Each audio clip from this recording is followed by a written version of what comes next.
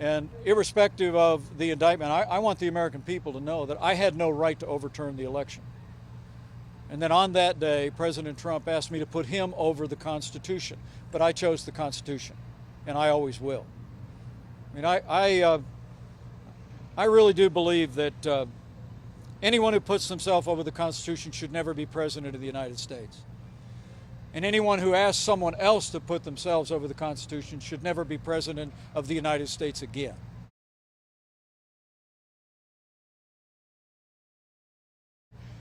I can't assess whether or not the government has the evidence to prove beyond a reasonable doubt what they assert in the indictment, and the president's entitled to a presumption of innocence. But for my part, I want people to know that I had no right to overturn the election, and that what the president maintained that day, and frankly has said over and over again over the last 2.5 years, is completely false.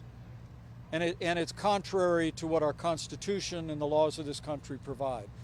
You know, I'm a student of American history. And the first time I heard in early December somebody suggest that as vice president I might be able to decide which votes to reject and which to accept, I knew that it was false. Our founders had just won a war against a king. And the last thing they would have done was vest unilateral authority in any one person to decide who would be the next president. I dismissed it out of hand, but sadly the president was surrounded by a group of crackpot lawyers that kept telling him what his itching ears wanted to hear.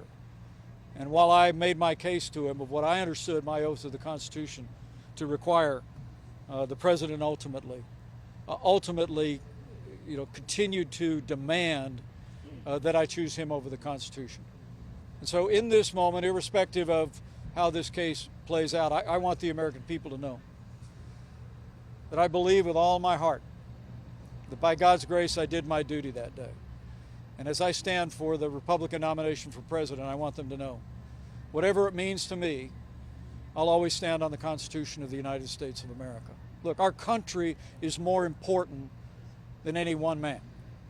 Our Constitution is more important than any one man's career. And that's true of me, and that's true of the president, former president of the United States. So we're going to stand on the facts. We're going to stand by what happened that day, the stand that we took, and trust ourselves to the judgment of Republican voters and ultimately the American people.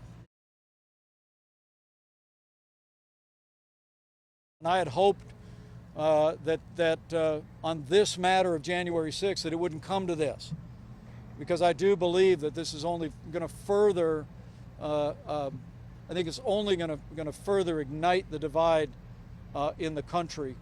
And so my focus is going to be not on the indictment or the merits of it. There are profound issues. The president can make his case in court. But I'm going to make it clear to the American people, as I seek the Republican nomination, that despite what Donald Trump has said over the last 2.5 years, that I had no right to overturn the election. And that on that day, President Trump asked me to choose him over my oath to the Constitution. But I chose the Constitution of the United States, and I always will.